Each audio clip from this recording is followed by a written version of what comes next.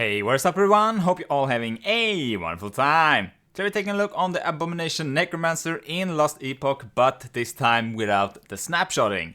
Now, snapshotting has been a very hot topic this season, and it's something a lot of the player base don't really like doing, and been something that's been brought up all the time.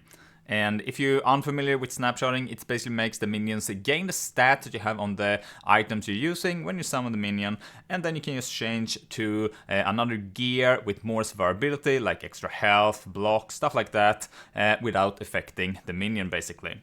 So here we have another version that doesn't use snapshotting, that still can take you to high corruptions and do most content in the game on a decent budget. Now, if you've seen the last video, we're using a lot of great defensive layers here with block cap and huge amounts of health regen and just a lot of defense to the build. I did try it out with no snapshot and it do absolutely work. However, to make it function the same as the snapshot version does, you basically have to sacrifice either too much damage or too much of the defensive layers, I feel. So that might be something to look up more when we're entering a next season, for example, with new updates coming, as they said they will fix the snapshotting issue here, and hopefully they will also make something to balance it around it, I would assume, but we will have to wait and see, I guess. But for now at least, we are putting that build on the side. However, we can still play the good old ward version. And what's good with the ward version is that we can instead now stack just a lot of intelligence, which we get ward retention from as well, to get a bigger ward pool, and also intelligence also provide increased damage to the necromancer minions and also providing flat health to them. So with this we're getting both defense for ourselves and also improving our abomination. And if you missed the last video going over how the build works, I would recommend you to take a look on that for more detail, but I'll cover the build very quickly here, how it works, and I'll go over more later in the skill section of the guide, but overall, basically it's the same as we used before. For the Abomination, we basically sacrifice our minions to make the Abomination, and this proves tons of health and also damage multipliers to the Abomination depending on how much health and also how many of the minions we are sacrificing. In this case, we're using normal skeleton and also mages. On top of that, the Abomination has so much multipliers on the skill tree as well, making it still reach like 500k hits and being super tanky, with still improvements to be made to our gear here. We're using Dread Shade to also buff our Abomination for more damage, attack speed, and also making it always deal critical strikes. And then Infernal Shade for the haste buff, and also providing more attack speed and also more move speed to the Abomination. Now let's take a look on the gear here. There are still some more optimization to be made, and I will include those on the Lost Epoch tool planner that I will have in the description here, so you can take a look for yourself. But let's go over what we are using for this showcase here. Now, the first one is going to be the weapon. We're using Now's Tooth, and this is a very awesome item, and I especially love these items when using an item that is designed for another build and make it work for, in our case, for our Necromancer, right? So this is used for the Beastmaster usually. It's for the Raptor build, but we do get some benefits to the Necromancer here. Now, first off, we do get some flat melee damage for you and our minion, so this will apply to the Abomination, and as a LP you want to get as much flat damage as you can. I failed to get the 2 LP one, so you could actually get even more right if you are lucky to get double LP slams here. So that's something that we do lack for this showcase, and other than that, this sword also gives you +2 levels to melee minion skills, which is awesome. It do help quite a bit to get all of those multipliers on the Abomination skill tree. Next up, we're using Wraith Harbor, and here we're also going for it because we do get the flat minion melee damage. And here you also want to get as much intelligence as you can. If you are improving it even more, you can go for increased health or flat health, for example, to boost up your ward numbers. Now, Inheritance of the Wraith is something I went over last time. This is really awesome amulet. Every 10 seconds a random minion is chosen, receiving frenzy and 200% of the stats on this item. So here you want to get the critical strike multiplier. This will then get double, and you can get over 100% crit multi to your Abomination by using this. There are some other stats that you can go for. You can go for physical penetration as well, right? That works as another multiplier. You can get increased physical damage or minion damage, for example. And you can also go for increased area of area skill. This will just make it so the Abomination deal damage in a larger area and makes the clear a lot more smoother. We're also taking less damage over time from the amulet itself and also providing increased health for our character also, which is really helpful. Another item, Mantle of the Pale Ox, super awesome item. 8% of the damage redirected to your highest health minion, so we get some damage reduction from that. You also get increased health for ourselves and our minion, some move speed and also some strength, which do provide some increase to armor, which is nice. But other than that, try to go for intelligence. Intelligence is what you want to aim for. It will boost the health, the damage, and also providing the ward retention for the character, right?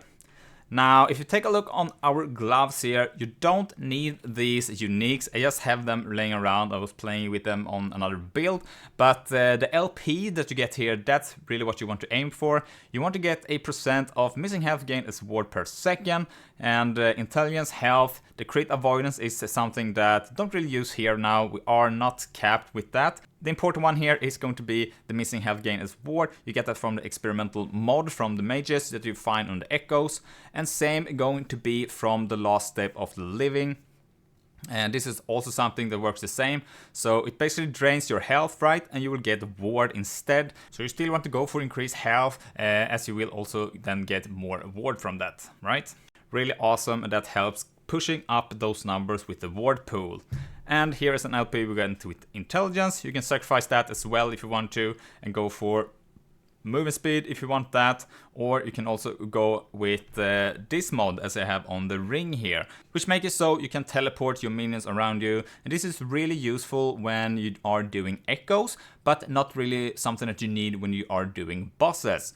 Just while doing echoes, it's awesome to have one of these because it do ease up the clear speed, and you can get this mod as an experimental mod on the boots as well if you are struggling on getting it on your rings. Ambition of the Erased Acolyte, it's the Acolyte Relic. You don't really need this one, but however, you do get plus to all Acolyte skills, and all skills are very useful in this setup. You get a lot of damage multipliers and stuff like that, right, to the Abomination. But then you also have the +4 to assemble Abomination, so we get +5 from this alone. But yeah, as I said, you don't really need just this one. You can just go for a normal Exalted one with the +4 assemble Abomination. You will lose one of the skill points though, but that's something to keep in mind, and you can really use this relic to try and min-max this build. If you take a look on the rings, Turkin's ring are really important for the build. You want to get as much minion critical strike multiplier as you can on the implicit here, because it are going to be scaling the minion by a shit ton. And you also want to get minion damage, intelligence, and if you can, you want to go for either ward or also health. So I do have some min-maxing to do for this ring, and the same goes for the other ring. You see a same pattern here. We have increased minion health here instead with intelligence and also health, and I have some block there that we don't really need for this build, so you could go for even more health here if possible. For the belt, just a normal belt with minion damage. I have one with minion regen here. It's not required for just this build. That's more a quality of life to have, I would say, if you're playing the Wraith Lord. But you could go for just more minion health here instead. And then other than that, just go for increased health as much as you can. And for the offhand, we're using a Opulent Focus, and these are really strong for defense. You get a lot of intelligence from the implicit, ward per second, and also ward retention, and this can go up even higher, right? It's a really awesome offense to scale your defense. And other than that, just increase minion damage, minion health, and you try to get the resist that you need to get yourself to cap with this, basically. And yeah, that's going to be it for those items. But as you can see, I still have some improvements that you could do. So it's not maxed out yet, but you will get an idea of how you can start out with this and play it without snapshotting at least. For the idols, it's pretty much the same as before. We're using one of these, the large idols, and that's going to be to get the minion chance to apply Mark for Death on hit. Mark of Death make it so they have minus 25 to all resist, just makes it so they take more damage from us by having that on them. And I feel that one with the decent roll is enough. You could go for another one if you are lucky, and then just increase ward with health there if you can. Other than that, for the other idols, you want to go for health, try to get your resist capped, and if you are capped on the resist, you can go for ward retention and ward per second instead, as a suffix here. And then I just went a little bit hybrid, so you are using some Humble Weaver's idols with the physical penetration. Physical penetration is really awesome because it adds up as a multiplier to your minions, right? And then on the suffix, we just want to get some resist to cap the character. On the small ones, just went with health, and I have these from the old video with the reduced bonus damage from crits. That's actually something that I haven't been able to do anything yet with. Now, the easiest way would be to build around this one, critical strike avoidance, and then you can go for the blessings. You will have to sacrifice this one from Reign of Dragon, all resist, and then you want to go for the avoidance from here, if I can find it. Let's see, this one. This gives you up to 70% critical strike avoidance, and you want to get the rest right, as we have right here, for example, on the gloves, or you can get it from other sources, but that's going to be the easiest way to cap yourself on the crit. However, I have not yet done that. I still think I would be able to do if I change out some of these idols, right? You can get small idols with elemental resist, for example, and with other resist as well, so it's absolutely possible to get it. I've just been lazy and not done it for this showcase, sadly, but there you go. And you can also play this for the Wraith Lord build if you want to, and I just go over some extra items that you can choose from. For the weapon though, here you can go for Reach of the Grave. It's an awesome item that you can get if you are managed to get double flat damage here. You can also go with the Necrotic Penetration as well as a second LP. Another great item is going to be a Soul Harvest, something like this. You get the increased minion necrotic damage from the implicit, and then you just want to get as much flat or necrotic penetration for the suffixes there. So that's something that you can choose. I mean, it works with a two-hander also, so you could technically go there, but having one catalyst is really helpful to get your defensives up, right? So I would still recommend going one-handed. Now for the chest, you could still go with the Mantle of the Pale Ox, and you want to go for something like this, right? You need to have the +2 summon Wraith. It's an awesome body armor, but if you do feel like the survivability of the actual Wraith do lack, Aaron's Will is really awesome to use. You can get increased health to your minion here, and you also get flat minion health, which scales really nice, and you also get the +1 to all minion skills, which is awesome. So that's something that you can play around with as well. For the amulet, you will need, or not need, but it's really useful to use a Death Rattle. Here you get the increased to minion critical strike multiplier, so just more damage overall, and you can go for increased health for extra legendary potential, and it's also nice as you get some extra intelligence from the unique itself as well. And then lastly, relic here. You don't really need the Acolyte relic anymore, so I would just recommend you going for something like this. And we have a new personal affix, which is really awesome, as you get the ward per second here, and you can also sacrifice health a little bit to get some extra ward, but the ward per second is awesome, and just more health, intelligence, and if you can, some minion damage there as well, or health would suffice also.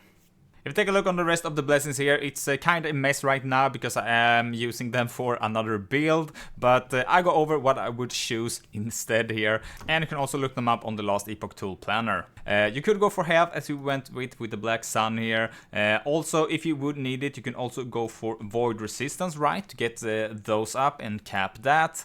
On Ending the Storm, I'm using Regen right now. That's nothing that we want to care about at all. Here instead I will go for Ward per second. And then Reign of Dragon, as we went over before, getting the critical strike avoidance, and then another source on your gear to make yourself capped on that, so you won't be able to take a crit. Then on the Age of Winter, we're currently using block chats. That's also something that we don't really need anything about. And you could go for increased armor here if you like. Get yourself some increased boost there. But you could also go with physical resist to get that capped as well. On the last one, I would still just go for the flat armor. It's awesome to get some extra damage reduction from that. Now let's go over the skills. We are using the Abomination and we're basically sacrificing our minions, in this case the normal skeletons and also skeleton mages, to build up this huge unit. And yeah, you just want to go for as much multipliers as you can here basically. The Quick and the Dead is an awesome one, 75%. You get another one here with Domination.